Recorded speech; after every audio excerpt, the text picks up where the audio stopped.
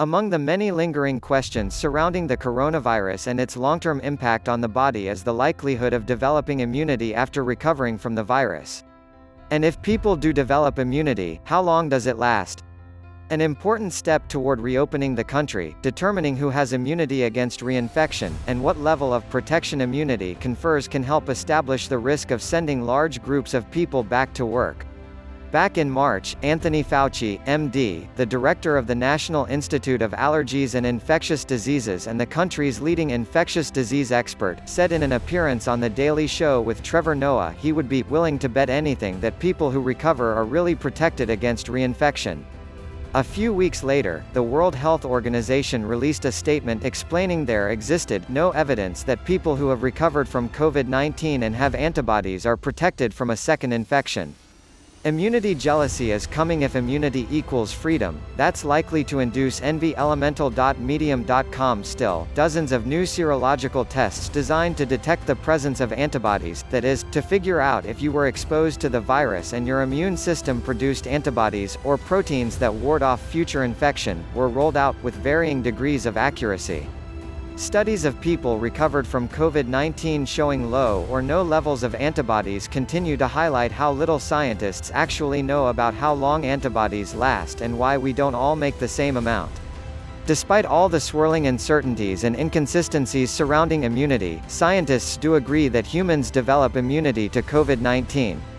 Long-term research is necessary to paint a clearer picture of the level of antibodies necessary to confer immunity and the duration of protection.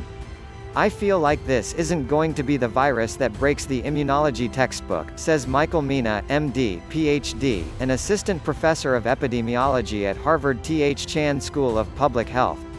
How durable that immunity ends up being and how protective it ends up being, that's what we need to figure out. But we absolutely know that this virus leads to immunity in most people.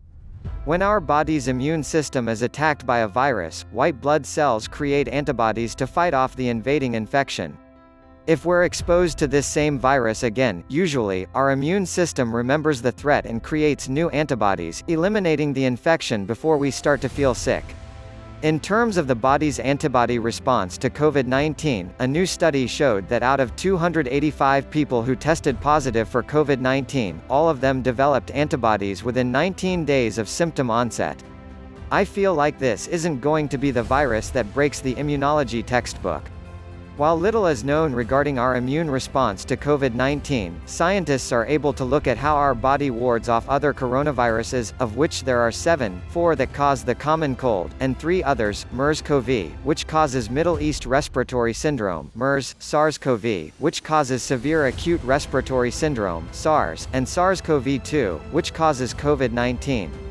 Among people who recovered from SARS, antibodies were present for about 2 years post-illness, according to a 2007 study, suggesting reinfection may be possible 3 years after initially contracting the virus. In a 2016 study of 3 SARS-recovered patients, SARS-specific T cells, which fight the virus, were found up to 11 years post-infection. Antibodies were found in people who recovered from MERS almost 3 years after getting sick, according to a 2016 study. And a new preprint study examining the coronaviruses which cause the cold found that people were frequently reinfected by the same virus more than once over the span of a year, indicating immunity is rather short-lived. We don't know if this virus is actually that different from those seasonal coronaviruses in many ways, Mina says. Would any novel coronavirus have a similar devastating effect as this one?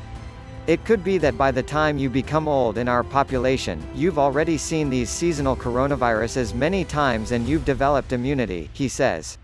Since all COVID-19 specific studies are extremely short-term, as the virus has only been present for a few months, it will be years until scientists can say definitively if the immune response for COVID-19 is similar to that of other coronaviruses.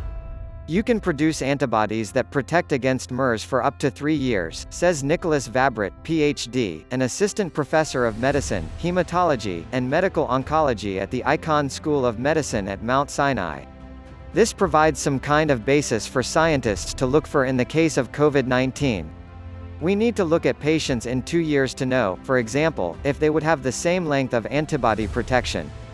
As for short-term COVID-19 immunity research to date, antibodies were found 2 weeks post-recovery in a recent study, suggesting protective immunity lasts for at least up to 2 weeks. In another study, researchers found people with COVID-19 contained 2 types of T cells that suggest immunity, helper T cells and virus-specific killer T cells, though the results do not ensure protection from reinfection. According to a preprint study, scientists studying the COVID-19 immune response in monkeys found the primates did not get reinfected after being exposed to a virus a second time after recovering from the initial illness. It would be weird for someone who's recovered from the virus to not have some layer of immunity. The presence of antibodies doesn't outright ensure immunity. Out of the 5 types of antibodies, neutralizing antibodies block infection. A new preprint study, however, discovered neutralizing antibodies in all surveyed patients 6 days after a positive COVID-19 test result. It's been shown that at least some people that have had COVID-19, they do develop neutralizing antibodies, says David Corey, MD, a professor of immunology, allergy, and rheumatology at Baylor College of Medicine. Does a neutralizing antibody response in a test tube in a laboratory, does that translate into real-world protection after viral exposure? We don't know the answer to that either. To know who's actually been exposed, antibody tests will need to be more accurate than they presently are, Corey says. Even if a person who tested positive for COVID-19 received a test result that's negative for antibodies, it could be the fault of an unsound test. Their sensitivity is lacking, Corey says of some antibody tests being used. Their test comes back, you do not have antibodies to this test when in fact you do. If you used a more sensitive test you would have found the antibodies. You are probably protected. Because immunity duration is still unknown, it's still possible people who have recently recovered from COVID-19 could get reinfected, though it's not considered very likely. While early reports surfaced of people who were believed to be reinfected, new data from Korea shows that the people who have tested Re-positive were not actually infectious.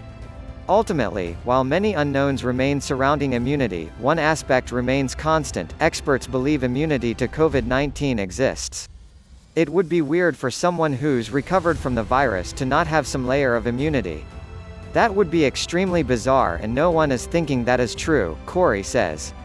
Certainly people are developing immunity and the only question is how effective is that immunity after infection.